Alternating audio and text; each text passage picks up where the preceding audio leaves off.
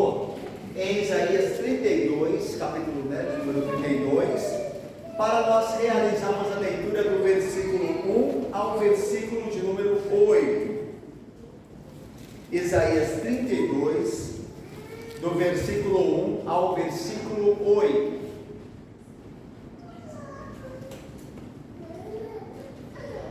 Isaías 32, de 1 a 8. Então vejam o que diz o texto da Sagrada Escritura. Então diz assim o profeta Isaías: Eis, aí está que reinará um rei com justiça, e em retidão governarão príncipes. Cada um servirá de esconderijo contra o vento, de refúgio contra a tempestade, de torrentes de águas em lugares secos, e de sombra de grande rocha em terra sedenta. Os olhos dos que veem não se ofuscarão, e os ouvidos dos que ouvem estarão atentos. O coração dos temerários saberá compreender, e a língua dos gados falará pronta e distintamente. Ao louco nunca mais se chamará nobre, e do fraudulento jamais se dirá que é magnânimo. Porque o louco fala loucamente, e o seu coração obra o que é iníquo, para usar de impiedade, para proferir mentiras contra o Senhor, para deixar o faminto na ânsia da sua fome, e fazer que o sedento venha a ter falta de bebida. Também as armas do fraudulento são más. Ele maquina intrigas para arruinar os desvalidos, com palavras falsas, ainda quando a causa do pobre é justa. Mas o nobre projeta coisas nobres, e na sua nobreza perseverará. Irmãos, nós já pedimos ao Senhor, nós já oramos a Ele para que nos abençoe então o nosso estudo, e nós passamos a Ele então. Meus irmãos, o capítulo de número 32, ele começa um novo assunto, mas é claro que esse assunto ele faz parte, ele é um assunto que na lógica e no desenvolvimento das profecias de Isaías tem o seu porquê de estar aqui. Nós temos visto em Isaías que a má direção dos líderes de Jerusalém está fazendo com que Jerusalém seja alvo do juízo de Deus. Ou seja, os profetas eram enviados aos reis. Os profetas de Deus eram enviados aos reis, porque os reis eram responsáveis, últimos, pelo bem-estar do povo. Deus estabeleceu reis, como a gente tem visto em Davi. Deus estabeleceu reis para o bom andamento do seu povo, o bem espiritual do seu povo, ok? Por isso os profetas, eles geralmente iam aos reis, ok? Porque os reis eram os responsáveis por governar o povo segundo a vontade de Deus. Só que o profeta Isaías, tendo ido aos reis, que passaram pelo tempo do ministério dele, e aos líderes, falado aos líderes de Jerusalém, esses não ouviram o profeta Isaías, e tomaram decisões contrárias ao que Deus havia ordenado por meio do profeta. Uma dessas decisões contrárias, por exemplo, ao invés de confiar em Deus com relação à ameaça síria, eles preferiram recorrer ao Egito. E isso traria frustração, isso traria desamparo, isso traria juízo de Deus. Então há uma crise de liderança. Há uma crise de liderança em Judá. O povo não tem líderes segundo o coração de Deus. O povo não tem reis que façam a vontade de Deus. Embora, obviamente, em Judá, nós tínhamos reis, apareceram reis da história que fizeram a vontade de Deus. Um desses reis é Josias, por exemplo. Foi o rei da reforma, no início ali do ministério de Isaías.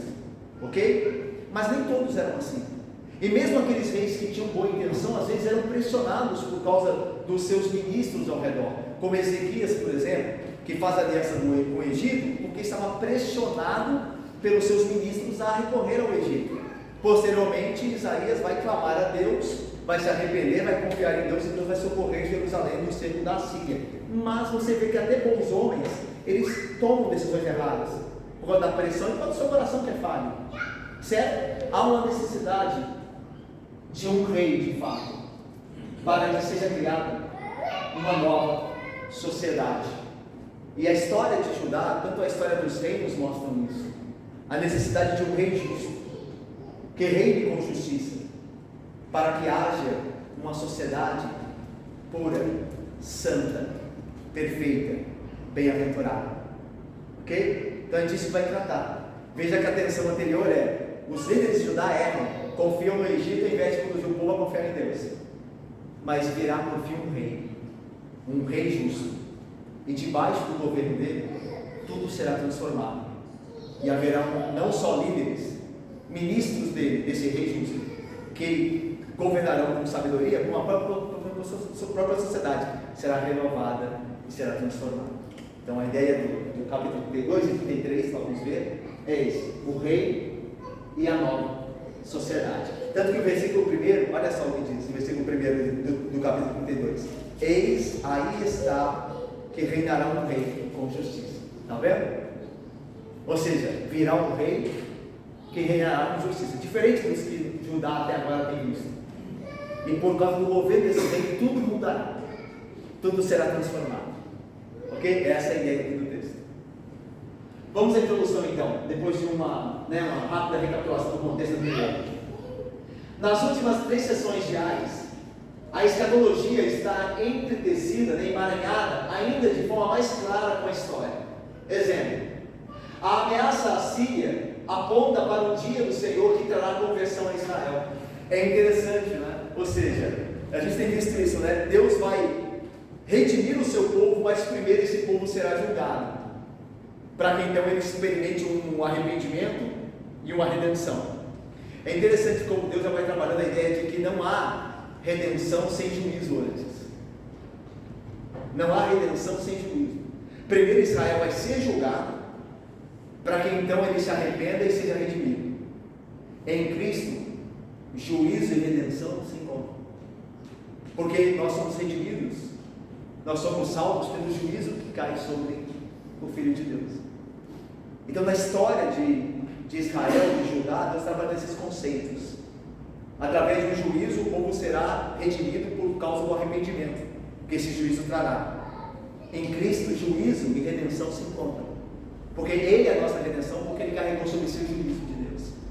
Ok? Então você vê que aponta para Cristo também, tem a ver com Cristo. Também a passagem do rei terreno, que é o rei ali Senaqueribe, da Síria, agora se funde no reino do verdadeiro rei. Então, ou seja, o que está acontecendo no texto de Isaías? Acontecimentos iminentes estão apontando para coisas futuras e muito superiores. Então, o juízo sobre Judá fala de um futuro arrependimento que Deus trará à nação por meio desse juízo. Os reis falhos, os reis pagãos, que aqui no caso, no contexto próximo, é representado por Senaqueribe, rei da Síria, aponta para o que é o contrário disso, ou seja, um rei que virá e governará com justiça. Então, está vendo? A ideia é a seguinte, que faz parte do propósito da escatologia bíblica permitir a visão suprema para iluminar os escuros dias intermediários. Então, ou seja, Deus em sua palavra, Ele nos dá o gosto daqueles dias que virão através da escatologia, ou seja, anunciando dias futuros, para que nós tenhamos esperança desses dias escuros que nós vivemos aqui. É por isso que nas profecias, no texto de Isaías, há coisas intermediárias acontecendo, imediatas, melhor dizendo, coisas difíceis, juízo, pecado, cegueira, mas ao mesmo tempo promessa de um reino vindouro, onde os cegos verão, onde haverá justiça, onde haverá retidão. Então tudo isso para nos dar esperança para nós suportarmos esses dias escuros, entendeu? Então a escatologia ela é emaranhada no texto para que nós não fiquemos só com trevas, mas que que Deus mostra que por fim virá a luz, por fim virá a redenção, por fim virá a salvação, ok? Os capítulos 32 e 33 representam uma alternativa para a situação descrita nos capítulos 30 e 31. Ali, o falso conselho descreveu a confiança do Egito como a esperança de Judá. Os líderes trapaceiros arquitetaram seus planos em secreto e buscaram formas para fazer valer esses planos num público que não teria concordado com eles se porventura conhecessem de antemão seu conteúdo. Vocês lembram que os líderes de Jerusalém se reúnem às escondidas, tramam às escondidas. É interessante isso. Às vezes nós vemos isso na própria política contemporânea, né? Onde os magistrados se reúnem tarde da noite para tomar decisões. Então a ideia de tramarem às escondidas para que ninguém saiba das intenções por detrás. Então era uma realidade também lá, certo? Aqui Deus, o Deus que os libertará da Síria, é descrito como a genuína fonte do governo justo. Então há uma contraposição aqui. Enquanto Jerusalém é má conduzida, é má governada por líderes que são cegos, que acham que o Egito é a salvação, Deus se apresenta como a genuína fonte, a única genuína fonte do governo justo. Então é uma contraposição aqui do que nós temos no capítulo 31 e agora veremos no capítulo 32 e 33.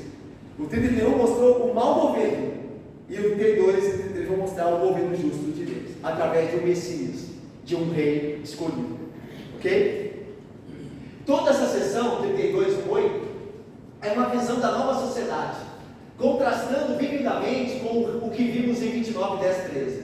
A nova sociedade estará pelo governo do rei justo. Então veja, há um contraste de líderes maus e bons, certo? O 31 fala dos maus líderes de Jerusalém, e o 32 e 33 promete um rei justo. E qual que é a consequência de um rei justo?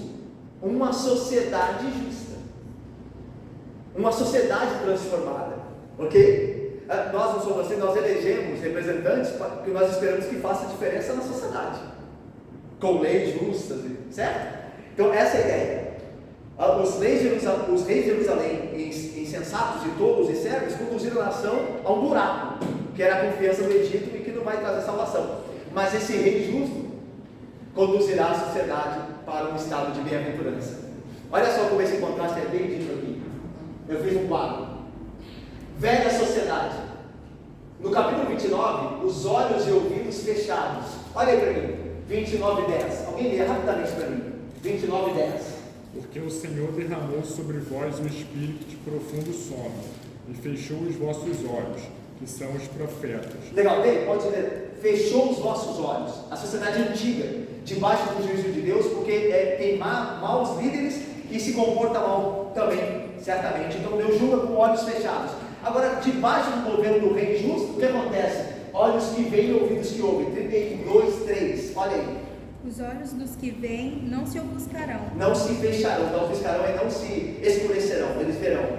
E os ouvidos dos que ouvem estarão atentos. Perfeito? Então, agora veja, 29 e 11, não há auxílio. É o texto lá que parece que alguém pede para ler, mas não pode ler. Vai lá, versículo 29, capítulo 29 e 11. Alguém, por favor, rapidinho. Toda visão já se vos tornou como as palavras de um livro selado, que se dá ao que sabe ler, dizendo: lê isto. Peço-te, e ele responde: não posso. Não posso. Peraí, Vitória. Então, olha, eu leia isso para mim. Toda visão, todo o aconselhamento justo é como um livro selado, ninguém tem acesso. Alguém lê isso para mim, ou seja, não se lia, peço-te, e a pessoa não posso. Então não há auxílio na sociedade debaixo do pecado. E na nova sociedade debaixo do governo do rei justo? O auxílio é presente. 32, novamente, alguém lê. Eis aí está, e reinará um rei com justiça, e em retidão governará um príncipe. Então, ou seja, em retidão os príncipes governam. Então há auxílio. Agora há um rei justo que faz justiça, e os príncipes, os ministros, governam com retidão. Então agora o povo tem auxílio, o que não tinha lá. Agora veja, falta de conhecimento. 29, 11 e 12. Toda visão já se tornou como as palavras do livro selado, que se dá ao que sabe ler, dizendo: lê isto, peço-te, e ele responde: não posso, porque está selado. E dá-se o livro ao que não sabe ler, dizendo: lê isto, peço-te, e ele responde: não sei ler. Está vendo? Então não há conhecimento, não sei ler. Não tem conhecimento. Agora, debaixo da nova sociedade do rei justo, olha aí, 32, 4. Todos compreenderão. Olha. O coração dos temerários saberá compreender. Saberá compreender. E a língua dos gagos falará pronta e distintamente. O coração dos temerários saberá compreender. Então há compreensão. No texto de 29 não há compreensão. Olha, não sei ler, não posso, não entendo. Agora há compreensão. Então, por fim, uma sociedade má prevalece debaixo de líderes maus. 29 e 13. Olha aí, alguém leia. O Senhor disse: visto que este povo se aproxima de mim, e com sua boca e com seus lábios me honram, mas o seu coração está longe de mim, e o seu temor para comigo consiste só em mandamentos de homens que maquinalmente aprendeu. Perfeito. Então veja, o seu coração está longe de mim. Uma sociedade de má, perversa, longe do Senhor, que aprende coisas de maneira segundo a tradição dos homens, maquinam impiedade, a ideia de maquinar, né? Tramar impiedade, segundo os homens, não segundo Deus, de quem se afastaram. Agora aqui, na sociedade debaixo de um rei justo, os justos perseverarão, que é o contrário dos que abandonam a Deus. Olha aí, 32:8. Mas o nobre projeta coisas nobres e na sua nobreza perseverará. Perfeito. O nobre é aquele que leva, nós veremos, aquele que leva em consideração a providência divina, o amparo divino. É chamado nobre aí no hebraico, né? Na nossa tradução nobre. Então a ideia de que, está vendo então claro aqui o contraste? A velha sociedade guiada por líderes que se afastaram de Deus. Uma nova sociedade guiada pelo rei justo. Tudo que falta a uma, a outra tem. É de bom. Certo? Então um contraste muito claro. Então Isaías faz esse contraste para falar do rei justo e da influência desse rei justo sobre a sociedade que ele está criando. Bom, a estudo da nossa passagem, 32, até 32:20, 31, que já começamos, né? A 32:20, nós já vimos aqui a desastre e libertação, já vimos aqui o chamado para voltar à luz, o chamado para voltar à luz de prospectos futuros e imediatos, e hoje nós veremos aqui o rei e a nova sociedade, tá bom? Do 32:1-8. E o nome da nossa estudo da passagem é essa aqui. Primeiro, a garantia dos verdadeiros valores, o rei e os príncipes. B1, o verdadeiro governo, 4 comparações. B2, o novo pacto, 4 transformações. O que diga esses dois aqui dentro da estrutura de poesia de Isaías, né? É 4. Tá vendo? 4 comparações, 4 transformações. E aqui a ideia de valores, que liga o que fecha o quadro. A garantia dos verdadeiros valores, o fim dos falsos valores. Aqui o rei e os príncipes, que governam retamente. Aqui o tolo e o sem caráter, que não mais serão reconhecidos. E por fim, os novos valores serão estabelecidos. Isso tudo nessa nova sociedade criada por este rei justo. Então você quer essa nova sociedade tem origem nesse rei, porque esse rei reina com justiça. Então uma nova sociedade nasce do reinado desse rei.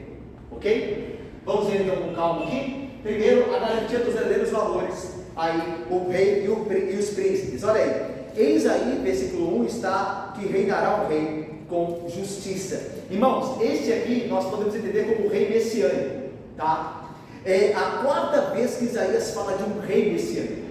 A primeira foi no capítulo 7, quando o profeta diz ao rei de Israel que não queria um sinal de Deus, diz que Deus concederia um sinal e que a virgem daria luz a um filho. Ele seria chamado Emanuel. É a primeira menção de alguém que virá, um Deus conosco, né? E a palavra é para um rei desobediente. A palavra lá é para o rei desobediente. Olha, você não obedece a Deus, mas a virgem dará à luz um filho e ele será Deus conosco. Então a ideia de contrapor um rei mau que não obedece a Deus em um que virá e será o próprio Deus conosco. Depois em 9:6-7, que é o texto famoso, um menino nasceu, um filho se deu, o governo está sobre os seus ombros, a ideia de rei, ok? Depois, capítulo de número 11, verso 1-5, o rebento de Jessé, da família de Davi. Lembra quem teve isso no 2 Samuel? Que virá dos descendentes de Davi, aquele que há de reinar eternamente. Então ele é chamado lá em Isaías agora 11, o rebento de Jessé reinará. Então mais uma vez, um Messias com caráter real. E agora aqui também, eis que virá, eis que reinará um rei com justiça. Então a ideia de que fala desse Messias, esse rei é a encarnação da retidão. Ele reinará com justiça. Então, meus irmãos, a ideia aqui é que era necessária a vinda de um rei justo. Por quê? Qual o contexto de Judá? Lembra do contexto? Líderes maus tomando más decisões, levando o povo ao aperto. Então é necessário a vinda de um rei justo para mudar todas as coisas. E veja mais, e em retidão governarão príncipes. Ou seja, por causa da influência deste rei justo, os seus ministros governarão em retidão. Então a ideia é de que os ministros são as autoridades executivas desse rei, que aplicam os princípios da retidão.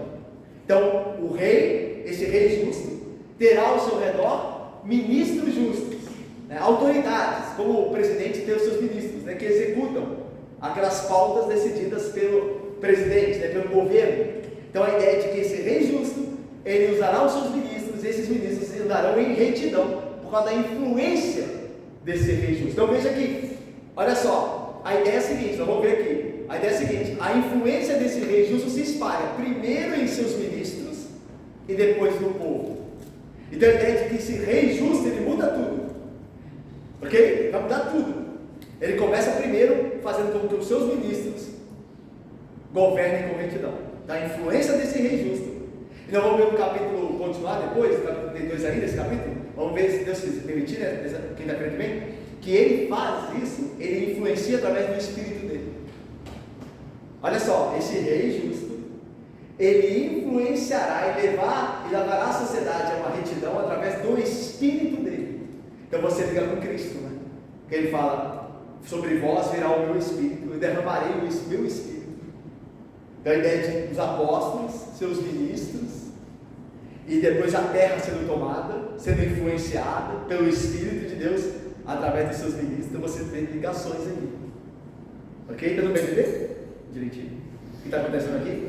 Então vamos lá. Agora 2. Olha, ponto B1. O verdadeiro governo. 4 comparações. Olha só como será esse governo, através desse rei e dos seus príncipes, dos seus ministros.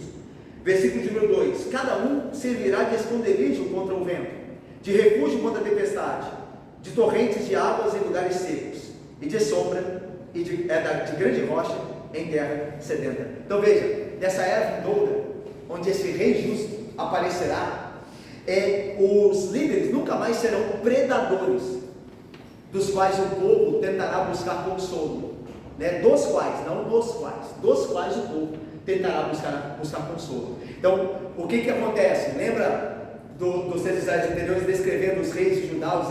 Eles só pensam em si, eles oprimem o pobre, eles oprimem o necessitado, eles de fato tiram tudo, até porque nesse texto ele descreve, olha só, versículo de número 32, versículo de número 6, no final aqui, ó, para o louco, o tolo, que fala loucamente, fala contra o Senhor, obra para deixar o faminto na ânsia de sua fome, e fazer que o sedento venha ter falta de bebida. Está vendo a ideia da opressão? Versículo 7, o fraudulento maquina intrigas para arruinar os desvalidos, com palavras falsas corrompe a causa do pobre, ainda que justa. Está vendo a ideia? Então, há líderes, há homens, todos, a ideia de todos aqui estão contra Deus, não respeitam a questão espiritual e moral que Deus estabelece, agem contrariamente, e os fraudulentos são aqueles que vivem maquinando coisas para saírem ganhando, mesmo que sejam erradas essas coisas. Então a ideia é essa, a ideia de que este rei, e através dos seus príncipes, o povo não terá mais opressão, os líderes não serão mais predadores, mas servirão para o povo como segurança. Tanto que aí diz, olha as 4 comparações desse versículo 2. Eles servirão de esconderijo contra o vento, primeira comparação, de refúgio contra a tempestade, segunda, de torrentes de águas em lugares secos, terceira, e sombra em grande rocha, terra sedenta, quarta. Então, no governo desse rei, os líderes debaixo desse governo do rei justo serão para o povo uma ajuda, um auxílio, e não opressão, predadores, ok? Lembra que Jesus diz, todo aquele que vem antes de mim é ladrão e salteador. Lembra? Todo aquele que vem é um falso pastor. Então a ideia de liderança que se estabelece para poder usurpar, para poder oprimir, para poder tirar tudo. Mas Jesus diz assim, eu sou o bom pastor que dá a vida pelas ovelhas. Então a ideia de liderança aqui contrastada. Os reis de Judá, que muitos deles eram opressores, os de Israel nem se fala, então, eram homens que procuravam o benefício próprio, que oprimiam o povo, e agora, sob o juízo, o governo desse rei justo, a liderança é para dar segurança, para dar amparo, para servir de sombra e água. Os 4 exemplos usam sombra e água, que é a ideia de conforto, refrigério, sombra e água. Água para o sedento, sombra para o que anda no deserto. Então a liderança debaixo do governo desse rei será uma liderança que cuidará da nação, que será um socorro para a nação, como o líder deve ser. Lembra que Jesus ensinou, né? Quem quer ser o maior entre vós, seja esse que vos sirva. A ideia é que seja um amparo para vocês. Então, você vê isso aqui, ok? E veja que o rei está ordenando os seus ministros: quem quiser ser o maior dentre vós, será aquele que serve. Então é interessante aqui, o rei justo, com a sua influência, com o seu espírito, cria uma liderança reta, uma liderança que se preocupa, ok? E não oprime. Interessante isso aqui bem dito, né? Vamos lá então para a parte B2, o novo povo, 4 transformações. Então, ó, perceba a escala aqui, né? A influência do rei justo. O rei justo governa com justiça, ele influencia, nós veremos depois no capítulo 32 ainda, que através do seu espírito, os seus ministros, que são segurança e não predadores, mas segurança para aqueles que governam. E agora o povo é influenciado. Cria-se um novo povo pela liderança desse rei e seus ministros. E esse novo povo passa por 4 transformações. Olha só, veja só. Versículo 3 e 4, alguém lê, por favor. Os olhos dos que veem não se ofuscarão, e os ouvidos dos que ouvem estarão atentos. O coração dos temerários saberá compreender, e a língua dos gatos falará pronta e distintamente. Perfeito. Irmão, vocês estão acompanhando direitinho? Tudo bem? Tá? Ok? Vamos lá então? Agora, a influência desse rei justo, ela tendo passado aos ministros, né? Os ministros agora governam com retidão, por causa desse rei que reina, e agora o povo também passa por uma transformação. É interessante que a ideia de sentidos aqui, né? Os reinos aqui dos sentidos, olha só, olhos, ouvidos, coração e língua. 4. Daí a ideia de 4 transformações. Então veja, olhos tem a ver com a percepção, certo? Como você percebe. Os ouvidos tem a ver com a apreensão, que você ouve e aprende. O coração, que é aí mente, tá? A palavra coração aí no hebraico é mente, tem a ver com apreensão, né? Ouvidos com recepção. Eu só troquei aqui, né? Olhos com a percepção, ouvidos com recepção, que você recebe, mente, que aqui é coração, mente com apreensão, você medita naquilo, tal, e por fim língua, que tem a ver com comunicação da verdade. Então esses reinos são transformados, porque anteriormente em Isaías, os homens não tinham olhos, eles não viam. Lembra que a gente deu a questão lá do tendo olhos não veem, eles não entendem, eles não com ouvidos. Isaías vai dizer, né, no chamado de Isaías diz, para que tendo olhos não vejam e tendo ouvidos não ouçam e não se convertam. Lembram? Aqui é transformado debaixo do governo do rei justo. Agora os olhos percebem e os ouvidos recebem, eles ouvem agora, e a mente, o coração e a mente guardam, apreendem, e a boca por fim anuncia.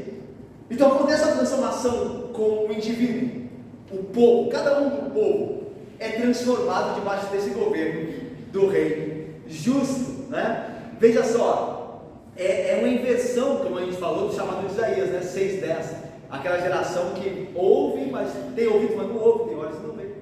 Mas aqui é uma transformação, é um novo povo sendo criado debaixo, né, do governo do Cristo, do rei Messias, né, desse rei justo. Olha só o versículo 4: o coração dos temerários saberá compreender, e a língua dos gatos falará pronta e distintamente. A ideia aqui é legal, que a ideia é de 2 tipos de erros. É aquela pessoa que falha porque ela não tem sabedoria, ela é impulsiva. A ideia é o coração dos temerários. Temerários aqui é a palavra traduzida por impetuosos, precipitados. Então a questão do temerário é a pessoa que age sem pensar, por medo, por pressão, ela faz algo, e faz algo errado, aí depois ela, então a pessoa está sempre temendo, ela tem que fazer uma coisa, mas ela não consegue esperar, não consegue raciocinar, ela não consegue compreender de maneira correta, ela não consegue julgar. A gente sabe que tem isso, né? Há momentos de se falar, há momentos de não falar, né? Há lugares para se ir, há lugares para não ir, há amizades para se fazerem, amizades para não se fazer, a ideia de critério. Só que o temerário, ele age sem pensar, ele é precipitado. Então, e veja, o gado, aí diz, né, a língua dos gados, ele deixa de agir. Então, está falando de alguém que age demais, mas sem compreensão. E de alguém que age de menos por incapacidade, porque o gado tem dificuldade de falar, então ele deixa de falar porque ele... Mas isso será consertado. O temerário, o precipitado, compreenderá. Ele será sábio. Ele vai julgar agora antes de falar, antes de fazer. E aquele que se via incapaz, esse será capaz, que é a ideia do gado falando. Então está vendo que está consertando todas as coisas. Todas as coisas estão sendo, as pessoas estão sendo transformadas nas suas imperfeições. Um fazia de muito, outro fazia de menos. Mas agora eles são transformados. Um compreende e o outro fala desimpedidamente, com facilidade. Porque esse rei justo está espalhando a sua influência por meio do seu espírito. Ele está transformando essa sociedade num novo povo. Isso aqui é perfeito, né? Belíssimo. Agora vamos para a parte A2, vamos lá? Olha aí. O fim dos falsos valores, o tolo e sem caráter. Veja só, irmãos. O rei justo, recapitulando, com a sua justiça e retidão, e pelo seu espírito, como nós veremos no final do capítulo 32, ele influencia os seus ministros.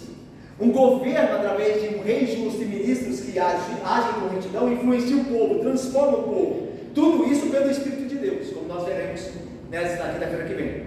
Tudo isso pelo seu Espírito. Então o povo é renovado. E um povo renovado é um povo que tem agora valores verdadeiros. Então os valores falsos caem.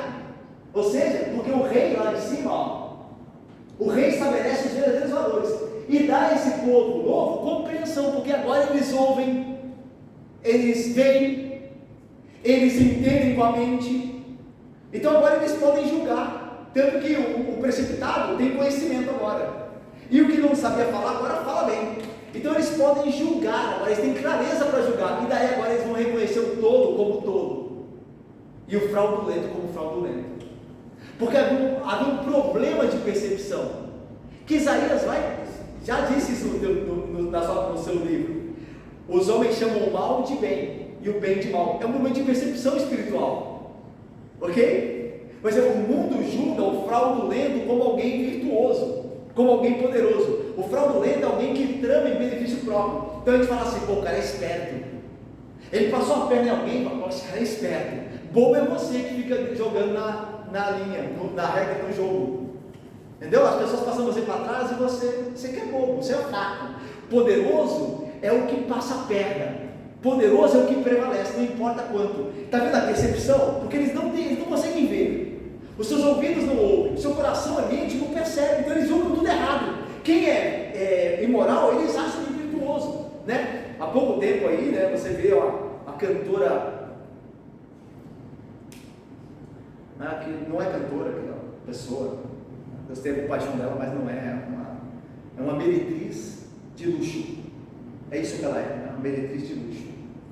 Nas paradas de sucesso, se bem que é uma desconfiança de que não houve manipulação, né? Parece. Mas isso é virtuoso para a sociedade. Veja como isso é virtuoso. O Brasil, o país da cantora. Eles não conseguem ver. Eles estão tão cegos que eles chamam o vil de nobre e o nobre de vil, mas não mais. Sob o governo desse rei justo ficará clara a distinção. E é disso que fala agora o versículo 5. Olha aí, o versículo 5 diz assim: ao louco nunca mais se chamará nobre, e do fraudulento jamais se dirá que é magnânimo. Está vendo? Agora a compreensão, já que o novo povo agora consegue ver pela influência do espírito desse rei justo, agora ele sabe discernir. Ao louco nunca mais se chamará nobre. Não, louco é louco. E louco aqui não é louco, gente, né? O louco, a palavra louco, Nabal, é a pessoa que é contra Deus, que não leva em conta a Deus, os seus mandamentos, a sua lei. Ele age contrário àquilo. Então esse é o louco da Bíblia, tá? O louco da Bíblia não é a pessoa pinel, não é esse? O termo não é esse, que é usado para esse tipo de loucura. Mas o louco é aquela pessoa que rejeitou a Deus, que anda pelo seu próprio coração, que faz o que Deus não aprova e não tem medo de Deus. Esse é o louco. Então veja, ao louco jamais se chamará novamente de nobre. Ele será reconhecido como ele é, de fato. Alguém que é contra Deus e que merece o juízo de Deus. E ao fraudulento, aquela pessoa que vive para enganar os outros e a benefício próprio, nunca se chamará de magnânimo. A ideia de magnânimo é generoso. Então, veja como nós somos enganados ainda fora desse governo justo de rei do seu espírito. É só o espírito dele para das cadeiras. Quanto é que o povo enganado? O povo vota em governantes que roubam eles. E esse povo os chamam, né, de magnânimos, generosos. Eles fazem o povo de escravo e o povo chama eles de generosos. Mas no rei justo não, no governo desse rei não. Nós teremos clareza espiritual para nunca mais chamar o fraudulento de magnânimo, porque esse rei dará clareza a nós. Nós veremos a justiça como ela é. Veja, isso não acontece porque nós somos inteligentes. Isso acontece porque esse rei dará a nós o seu espírito. Ele abrirá os nossos olhos, ok? Ele nos fará ver como são as coisas, ok? Isso aqui é poderosíssimo, né? Só lembra que eu estou falando de ele fará isso pelo espírito dele, né? Eu estou falando que se Deus quiser aqui na frequência já falar disso, mas só para, porque alguém pode estar assim, mas é no espírito mesmo, no meio do espírito que faz isso. Aí só pode ler o versículo que mostra que é. O versículo de número 15, do capítulo 32 diz assim: até que se derrame sobre nós o espírito lá do alto. Então, olha a transformação em forma de poesia aqui. Então o deserto se tornará pomar, e o pomar será tido por bosque. O juízo habitará no deserto, e a justiça morará no pomar. Está vendo a ideia de transformação? O que não vê, verá. O que não ouve, ouvirá. O deserto será um pomar, o pomar será um bosque, a justiça habitará. Então, por meio do Espírito que vem lá do alto. Esse rei que é apresentado no início do capítulo 32, ele tem o seu Espírito que ele derramará. E então, por meio desse Espírito, é que essa mudança vai acontecer. Ok? Vamos para a parte final, então. Os novos valores, 6 a 8 aí. Depois de terminar a prosa, né? Porque essa primeira parte ela é construída em prosa, veja a divisão, né? Verdadeiros valores contrasta com falsos valores. No meio, 4 comparações e 4 informações. Então é uma prosa que Isaías era um profeta, né? Como é? Isaías, o profeta, era um poeta. Tem muitos capítulos que são em forma de prosa. A parte de baixo não, embora tenha a ver com o que está sendo falado. Por isso que a gente separou ali, tá? Os novos valores, olha aí. Esses versículos 6 a 8, irmãos, provém uma transição de pensamento anterior para o seguinte: o resultado dessa lucidez que provém caminhar nos caminhos de Deus, ou seja, agora eu sei que o fraudulento é fraudulento e todo é tolo. Por quê? Porque eu estou diante agora debaixo de um reinado de um rei justo que me deu o seu espírito, e agora eu consigo perceber as coisas como elas são. Então veja, ela se descreve, essa lucidez, ela se apresenta com a capacidade de avaliar pessoas com base em seu caráter. Então os versículos 6 e 8 agora descrevem extensamente o que distingue o tolo do verdadeiro nobre. Então eu tenho agora lucidez para poder olhar para o tolo e olhar para o fraudulento e reconhecê-los. Mas como é que eu reconheço? Através do caráter deles. Então agora vai falar qual é o caráter do tolo, do fraudulento, em contraste com o caráter do nobre. Olha aí, versículo 6. Porque alguém lembra mim de 6 a 7? 6 7, por favor. Porque o louco fala loucamente, no seu coração obra o que é iníquo, para usar de impiedade, para proferir mentiras contra o Senhor, para deixar o faminto na ânsia da sua fome e fazer que o sedento venha a ter falta de beber. Também, as armas do fraudulento são más. Ele maquina intrigas para arruinar os desvalidos, com palavras falsas, ainda quando a causa do pobre é justa. Perfeito. Então eu fiz aqui, meus irmãos, um outro quadro aqui de comparação mostrando como o tolo e o fraudulento se parecem e como eles são distinguidos através do que eles fazem, do que mostra o que eles são e também as ações da sua vida que são reveladas, que se podem ver, tá? Então, ó, o que fala, o que são, né? O que fazem, melhor dizendo, o que são e as consequências de suas ações, né? As suas ações em si. Então, ó, o louco fala loucamente, é o que ele faz. O fraudulento usa armas más, é o que ele faz, tá bom? Eles estão fazendo algo. Um fala loucamente e o outro usa armas más. O fraudulento também fala, quer ver? Eu não coloquei, mas ele também fala. Versículo de número 7, fraudulento, olha aí. Também as armas do fraudulento são más. Final do versículo. Com palavras falsas, ele corrompe a causa do pobre, que é justo. Está vendo? Falsas palavras? É interessante, né? Como palavra entrega as pessoas. Né? Porque a boca fala. Então, as palavras dizem muito de nós, a nossa conversa. Porque o tolo fala. E o fraudulento também. E o justo que tem discernimento, ele reconhece pelo. Aliás, o dragão, a antiga serpente Apocalipse, a fala é que entrega ele como a antiga serpente, porque ele tem a aparência de cordeiro, mas fala como um dragão em Apocalipse. Então veja que é a fala que entrega o dragão, porque ele aparenta cordeiro. Mas a fala dele, o que ele diz é a palavra do dragão, da serpente, né, de Satanás. Então a ideia da importância da boca. Tanto que o texto que a gente citou, né, a boca fala o que está escrito, então entrega muito que alguém fala, as conversas das pessoas. Então aqui não é diferente. O que ele fala e o que ele faz aqui mostram que é o interior dele. Do louco coração iníquo e do fraudulento, ele maquina intrigas, a ideia de maquinar é planejar aqui dentro. E a comprovação do que está no interior dele é revelada em ações. Fala mentiras, se opõe ao Senhor e oprime os fracos. Esses são os aspectos da sua vida. Você julga pelo fruto. Você vê a pessoa fazendo isso, você pode entender quem que ela é, o que ela anda fazendo e qual é o interior dela.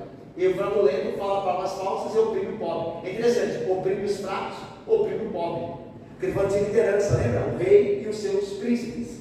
Já o tolo e o fraudulento oprimem, enquanto os ministros, governados por esse rei justo, eles são segurança para o povo. A gente viu isso, né?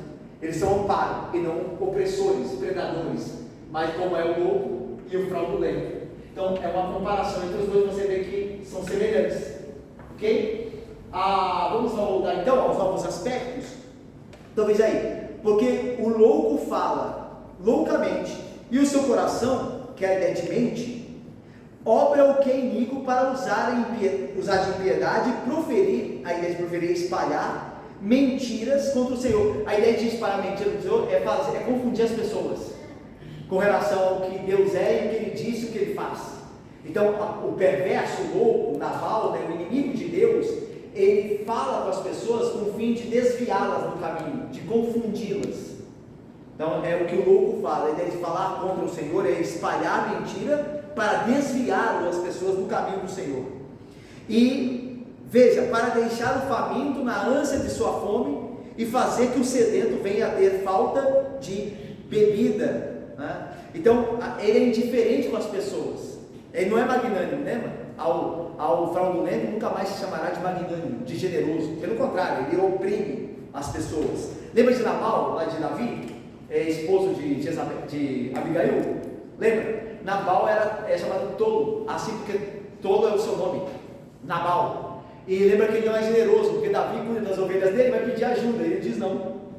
Então, ele não dá, ele deixa a pessoa na fome e na sede, porque os homens de Davi queriam comer e beber, haviam ajudado os patrões de Nabal, e Nabal como um todo é insensível, pensa só nele, em si.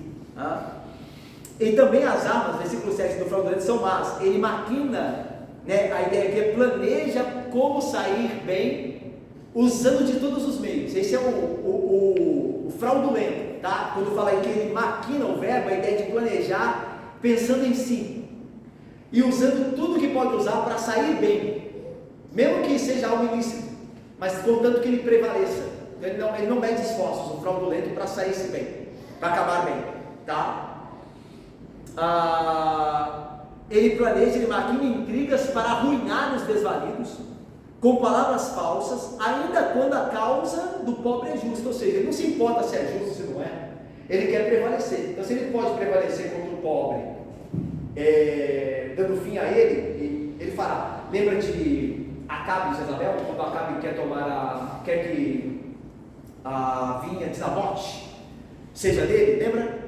E Nabote não quer, porque é uma questão de família lá, a propriedade dele, a terra dele. E aí Jezabel vai, olha, vou dar um jeito, e manda matar Nabote, e aí arruma falsas testemunhas. Essa ideia de fraudulento, alguém que não importa como, mas vai prevalecer.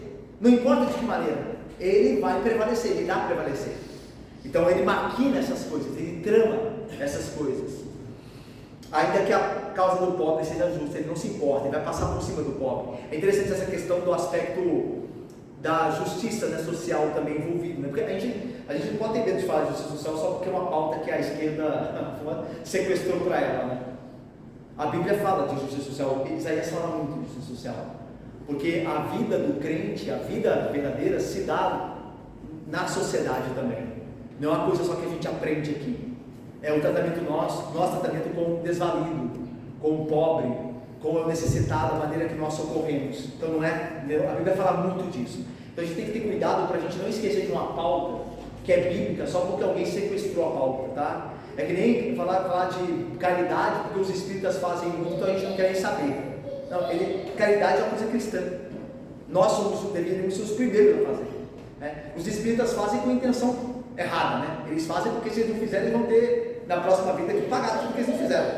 Então eles estão pensando neles, eles estão pensando no bem das pessoas, eles estão pensando no que eles têm que fazer aqui para depois eles serem melhor, porque ter uma vida mais melhor, uma vida mais tranquila do que tiveram. Então a questão de karma, né, do espírita, raciocínio é esse, não é para a glória de Deus nem para o bem do próximo, nós não. Então a ideia de usar essas coisas, não abandoná-las só porque grupos sequestraram essas coisas que são cristãs. Então você vê muito que o cristão é conhecido pelo trato com o necessitado, com a importância que ele dá a ele, e o tolo e fraudulento também é conhecido pelo trato com o desvalido, com o pobre, né? Então perceba isso aqui é importante. Versículo 8, aí enfim, né, vai contrastar com o nobre, mas o nobre projeta coisas nobres e a sua nobreza perseverará. É interessante que, para terminar, que o nobre, ele não é dito dele as suas ações, do tolo e do fraudulento mas do nobre não. O versículo do nobre é menor do que do tolo e do fraudulento. O tolo e o fraudulento fala, ele ensina, ele fala falsamente, ele maquina, ele oprime o pobre, ele distorce a causa justa. Mas do nobre não fala nada das ações dele. Por quê? É proposital. Porque tendo um coração transformado, tudo que fluirá dali será bom. Então a ideia do profeta em não entrar em detalhes é proposital. Por quê? Porque importa o coração. Se Cristo governa no coração, esse rei justo, então tudo que fluir desse coração, as boas obras estarão lá, presentes. Daí Jesus vai dizer para a mulher samaritana, né, aquele que beber da água que eu lhe der, do seu interior fluirão rios de água viva. Então é um processo natural para aquele que foi regenerado. Então o mais importante é o coração. Daí que a gente não inverte a ordem. O mais importante não é a boa obra em si, porque ímpios podem falsificá-la com intuitos errados. Alguém pode fazer coisa boa com intenção má. Eu me lembro de um assassino em série lá de São Paulo, que chamava Motoboy, e ele matou uma série de moças, né? Vitimou uma série de moças. E ele todas as moças que ele vitimava, ele se apresentava como alguém simpático, ele elogiava as moças, ele estava como um agente de empresas de modelo, trabalhava com modelo, com revistas, e ele falava que a moça era muito bonita, que você poderia ter uma sessão para elas de fotos, que ele tenha contato com agências, né? Estava tentando lembrar o nome que é, em vez de empresa, né? Agências de moda, de modelo. E ele convencia as moças que deviam estar infladas de orgulho, que tem isso também, né? Você caiu num papo desse, né? Não sei se vocês lembram dessa história, né? Mas eu vi a aparência do cara, o cara não tinha aparência nenhuma do que ele era, o que ele dizia que era, não aparentava. Mas você encontra um coração orgulhoso, de uma moça orgulhosa, então qualquer coisa infla mais ainda, ela acha que o dia dela chegou. Então é interessante isso, como Deus, na providência dele, julga os pecados, né? Um coração orgulhoso que foi preparado para aquele dia do juízo. Isso é terrível, né? É óbvio, a moça é mais vítima, é óbvio, mas não quer dizer que ela não tem algo de culpado. Porque qualquer pessoa com um mínimo de prudência fala assim: peraí, quem é você? Que agência é essa? Ele levava elas para o mato, elas nem desconfiavam deles, sabe? Mas estão tão encantadas consigo mesmo que não conseguem ver mais. Né? O orgulho é cegou nesse sentido. Mas o ponto é que esse assassino se apresentava de maneira boa, ele agradava, ele elogiava, e assim ele encantava as moças. Então a ideia é essa, entendeu? A boa obra em si não diz no coração, porque alguém pode falsificá-las, alguém pode parecer bom, fazer coisas boas, mas o coração teria outro intuito. Então a ideia, o princípio é o coração, um coração transformado. É isso que importa de fato, e o resto fluirá disso, né? Então por isso que nós oramos, né? Senhor, transforma o nosso coração. É por isso que o Senhor diz: dai-me o teu coração. Ele quer o coração, que daí todo o resto fluirá. Então dai-me o teu coração, que Deus quer o teu coração. Ele não quer que você venha só à igreja, Ele quer que você seja dele. Ele quer que você seja dele. Dai-me o teu coração. E o rei, esse rei justo, tendo o nosso coração sob o seu domínio, então tudo será transformado.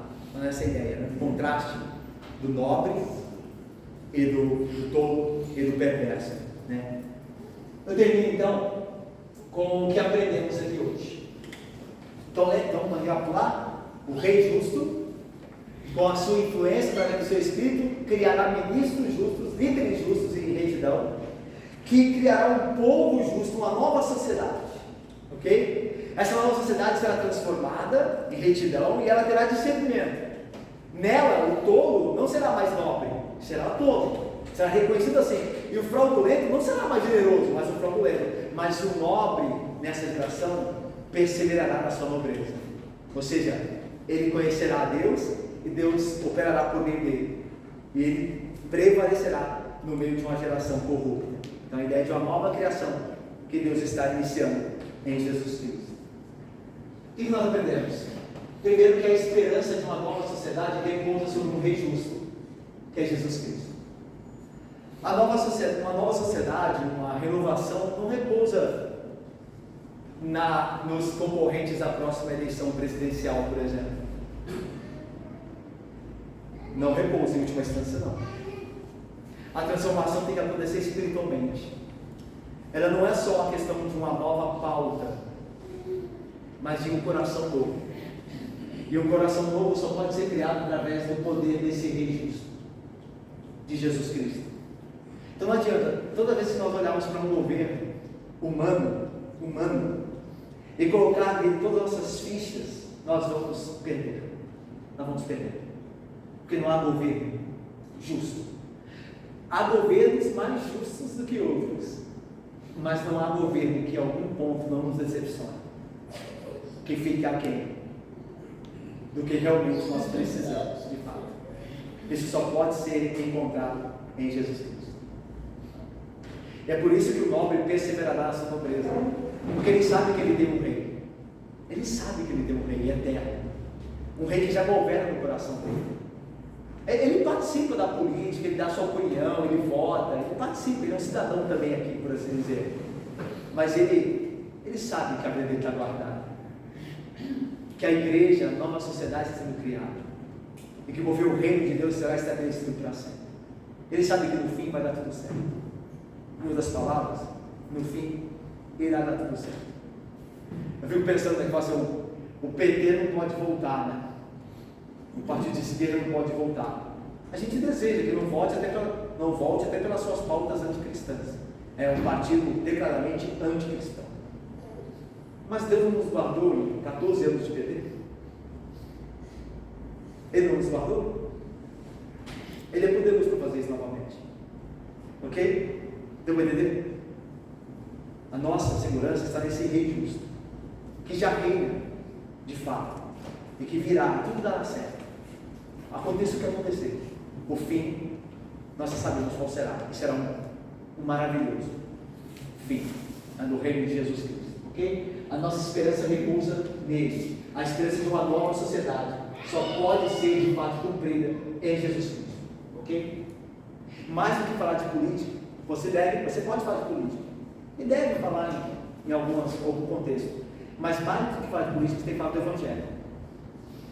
O que vai mudar as pessoas não é política, é a palavra de Cristo, é o Evangelho de Jesus Cristo. É isso que muda, é isso que transforma o coração pelo poder do Espírito, tá? Não é política. Bom, veja, novamente, não quer dizer que você não possa falar de política, ok? Mas não é isso que vai mudar as pessoas. Segundo, que sob o governo de Jesus a verdadeira segurança. Então, lembra? Pode ser o governante que for. A Babilônia veio, destruiu Jerusalém. Daniel, Sadraque, Mesaque e Abednego foram para a Babilônia. O que aconteceu? Deus matou eles lá. Cristo estava lá dando segurança a eles. Então, lembra? Aconteça o que acontecer, nós estaremos seguros na vida e na morte. Ok? Que sob o governo de Cristo os líderes são sábios e justos.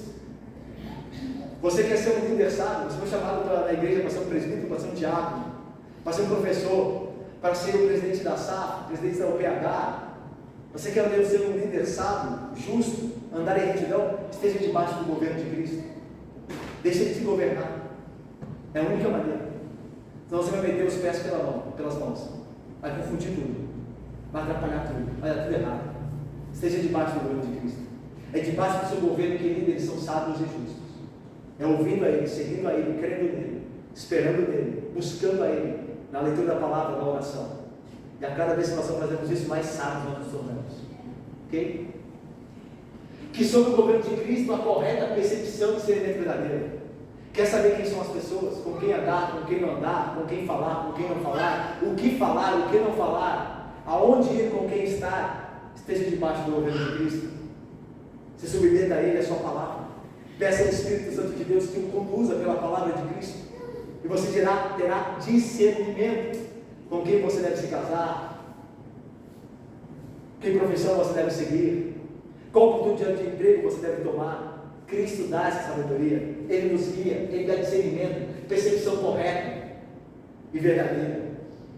Busque a Cristo, a palavra dEle, busque, Ele dará. E por fim, aprendemos que sob o governo de Cristo, o nobre será fortalecido e perseverará. Então a gente sabe que dias difíceis virão, já estão aqui, e virão mais dias difíceis até a vinda de Cristo. Mas o nobre, ou seja, aquele que teme a Deus, que sabe que Deus é o Deus da providência, o Deus que guarda, o Deus que sustenta, esse é o nobre. A palavra nobre no hebraico, eu não falei disso anteriormente, a palavra no hebraico significa aquele que espera em Deus. É legal isso. Porque nobre, a palavra nobre no inglês tem a ver mais com status sociais. Quando eu falo nobre, é alguém que é de status social, mas na Bíblia não. No hebraico, nobre é alguém que espera em Deus. Alguém que sabe que Deus vai cuidar dele. E da ideia do fraudulento não ser chamado de magnânimo, mas o nobre vai perseverar. Por quê? Porque ele sabe que Deus cuida dele, ele pode ser generoso para as pessoas. Ele pode dar às pessoas, por quê? Porque ele sabe que Deus não deixará que nada falte a ele. É o contrário do fraudulento que só pensa nele porque não crê em Deus. Mas o nobre é o contrário. O nobre sabe que Deus há de sustentá-lo. Por isso ele se entrega a Deus e ao próximo. Ele dá o que é dele, porque ele sabe que Deus vai cuidar dele. Então nós sabemos que o nobre, ou seja, aquele que confia em Deus, há de perseverar, mesmo no mundo ainda mau.